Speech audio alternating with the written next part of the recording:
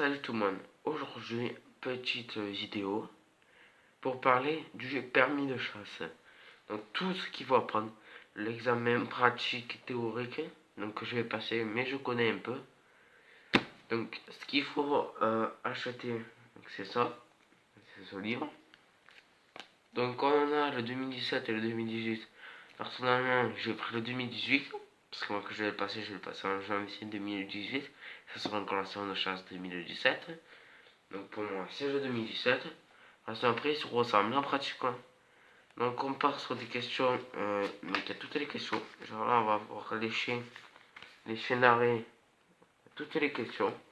On a les réponses 3-4 pages après. Même pas. Il y a sur ça le gibier d'eau, le gibier terrestre. Les dangers, les photos. Donc c'est vraiment un très très bon livre. Donc ça s'achète sur Amazon à 17,90 €. Alors on est dimanche. Moi je l'ai acheté hier, le samedi 2 décembre. Non, on est lundi aujourd'hui. Je l'ai acheté hier, le dimanche 3 décembre. Écoutez bien, à 3 h dans l'après-midi je l'ai acheté. J'ai payé 4 € de plus, donc du coup ça m'a coûté 22 € quelque chose. Et je l'ai reçu pour l'acheter, pour le recevoir le soir même. Et je l'ai reçu à 9h15. Donc dans l'ensemble c'est super rapide. Donc il fait 300 pages à peu près. Vous l'apprenez, vous allez le réussir, ça c'est sûr. Pour ça il faut l'apprendre. Après on a du fusil. Je viens de le voir. Voilà les fusils. Les questions sur les fusils, sur les balles, les cartouches. Donc attendez, donc là on a des questions. Et là voilà. Donc là il y a toutes les réponses. Donc les réponses ce ne sera pas les questions. Ce sera pas les réponses des questions de là. Enfin, les réponses de questions de 3-4 pages en arrière. Mais sinon c'est bien, c'est pratique.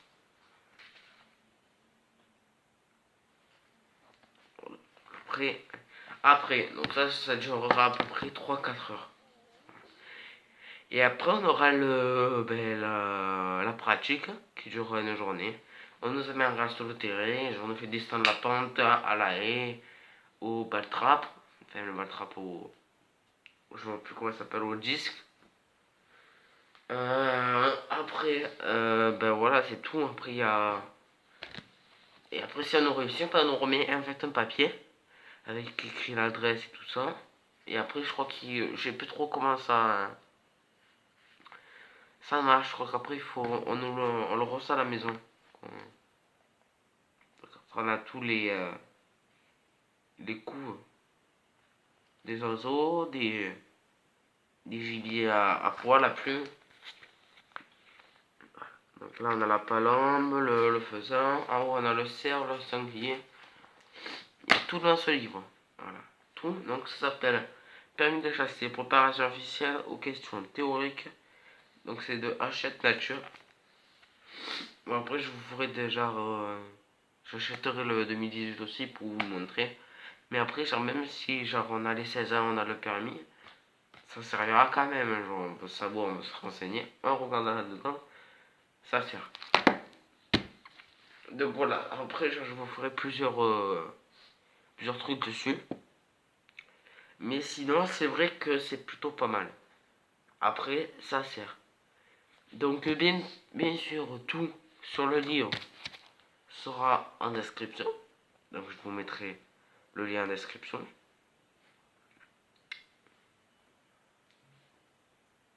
Donc voilà.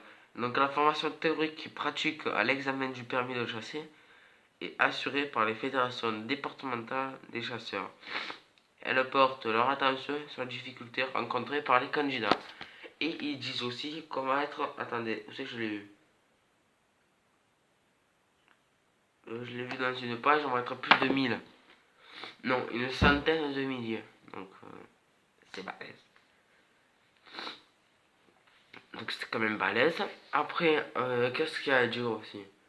Il nous propose un fusil calibre 12, superposé ou semi-automatique. Donc vous prenez celui que vous voulez. Pour moi, je prendrai le superposé. Même si je vais le faire dans 2 mois. Donc en 2 mois, il faut que je révise ça. Voilà, que je le lise entier, je le révise. C'est faisable, ça va passer. Donc, poser, enfin, entre ce qu'ils nous proposent comme fusil, pour moi, je prendrais superposé, j'ai déjà tiré ou superposé et pas au semi-automatique. Et pour faire le superposé. Et voilà, ici, bon après c'est genre ça c'est vraiment les questions qu'il va y avoir. Fédération nationale des chasseurs.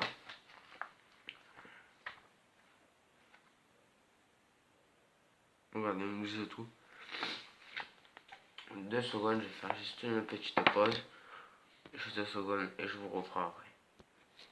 Donc voilà les gars, je me suis juste mouché parce que je suis vraiment malade. Donc attends, mais j'essaie quand même de vous sortir des vidéos en étant malade ou pas malade. Quand même les sorties. Oh, si je suis pas malade, je pense que vous sortirez pas mal de vidéos. Même si je suis encore à l'école, donc la semaine ça va être compliqué. Donc après on va prendre de très très belles photos. Alors comme celle-là, un beau cerf. C'est vraiment très joli. Donc après, genre là on a les réponses. Je vais genre pour exemple lire une question et une réponse. Donc attendez. Voilà. Donc voilà, c'est ça que je voulais vous dire. Enfin, ça là pour moi, je pense, c'est la réponse. Une personne souffrant d'un handicap au moteur peut tirer à partir de son véhicule dont le moteur est arrêté. Mais pour moi, non. Non, pour moi, c'est interdit. Donc c'est la 99. Voilà la 99. Donc, comme vous voyez, on a des petits numéros en vert. Donc là, je suis à la 23. La 31. Et on a dit la 99. Donc 49. Elle est vraiment très belle cette photo aussi. Attendez, voilà. Le palome. Très joli. Donc alors attendez, stop par là. 87, elle est là. Encore ça va la réponse 99. Ah non, la réponse est A, donc elle a le droit.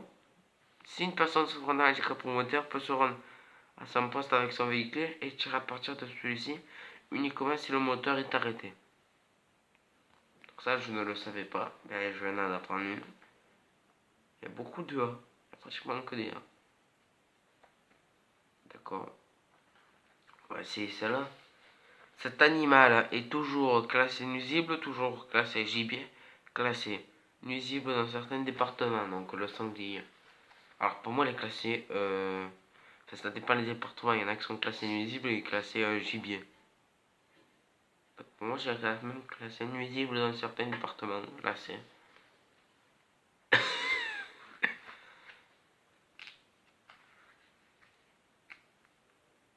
Excusez-moi si je tousse, mais non. Je crois que c'est la 61. Donc elle est juste là. Et c'est... Voilà, j'avais raison. Donc c'est pour... non, c'est le préfet du département qui décide après avis de la commission départementale de la chasse et de la faune sauvage d'inclure ou de ne pas inclure le sanglier dans la liste des espèces classées nuisibles. Donc voilà. Donc très très bon livre, je le recommande. Donc tous les liens seront en description, ce qu'il faut taper, ne vous inquiétez pas. Alors, je vous ferai une vidéo, j'essaierai de prendre ma caméra et de filmer quand je suis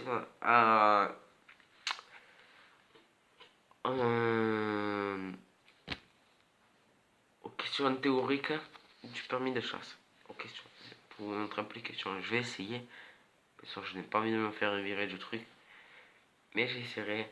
Si quand même ma vidéo vous a plu, lâchez un petit pouce bleu, à vous abonner. Et regardez dans la description. Tous les liens y seront. Et sur ce, je vous dis à une prochaine vidéo.